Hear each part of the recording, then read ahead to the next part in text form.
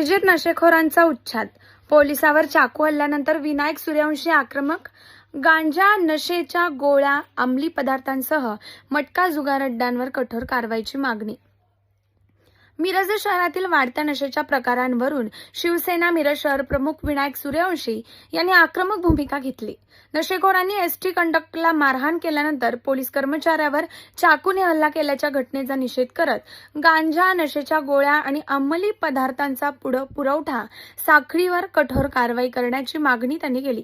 मिरज शहरात नशेचे प्रमाण वाढत असून त्यातून गुन्हेगारी आणि कायदा सुव्यवस्थेचा प्रश्न गंभीर होत असल्याचा आरोप शिवसेना मिरज शहर प्रमुख विनायक विलास सूर्यवंशी यांनी केलेला आहे.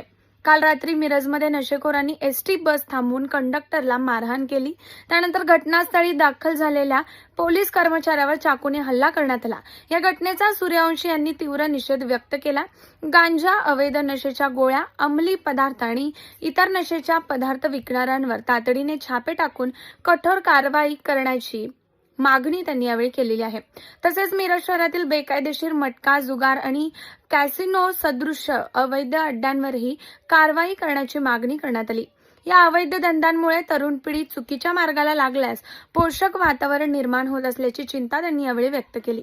केवळ नशेखोरांवर कारवाई न करता गांजा आणि अंमली पदार्थांचा पुरवठा करणारी संपूर्ण साखळी शोधून काढलेली आहे.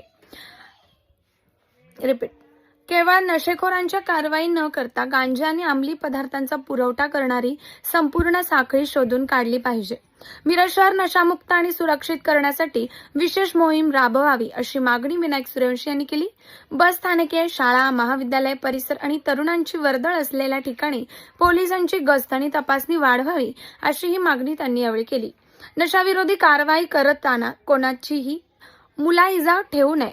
अंमली पदार्थांचा पुरवठा करणारे आणि अवैध मटका, जुगार चालवणाऱ्यांवर कायद्यांच्या चौकटीत कठोर कारवाई झाली पाहिजे असा आक्रमक इशारा विनायक सूर्यवंशी यांनी दिला.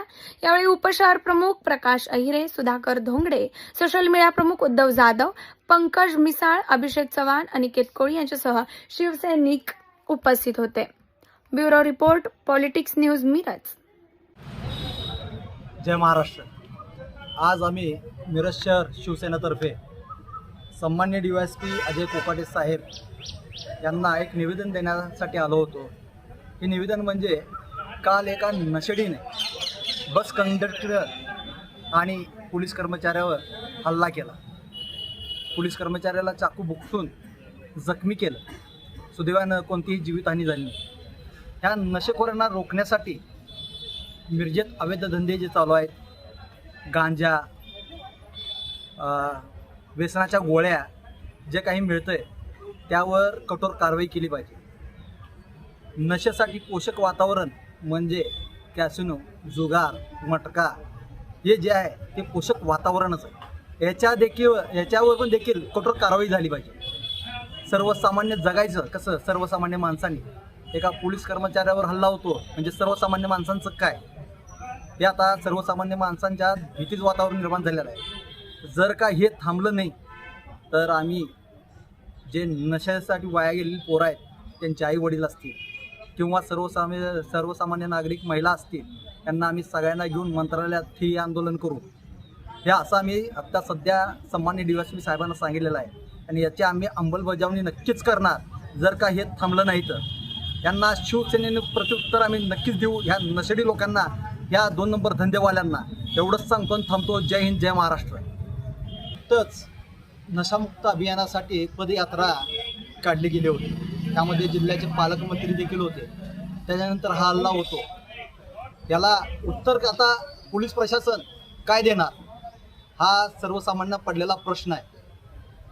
जर का हे हल्ले थांबले नाहीत, हे नशेखोर यांची संख्या थांबली नाही तर शिवसेनेनं त्यांना चोख प्रत्युत्तर दिलं जाईल.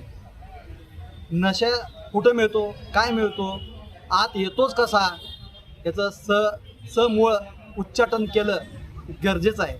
उच्चाटन करणं गरजेचं आहे. यासाठी प्रशासनानं कठोर पावले उचलावली पाहिजेत. जर का हे नाही झालं तर शिवसेना पूर्ण ताकदीनं याचं उच्चाटन करेल आणि कायद्याची आम्ही पर्वा करणार नाही. त्यावेळी आम्हाला म्हणू नका की तुम्ही कायदा हातात घेतला. एवढंच सांगतो आणि थांबतो. जय हिंद, जय महाराष्ट्र.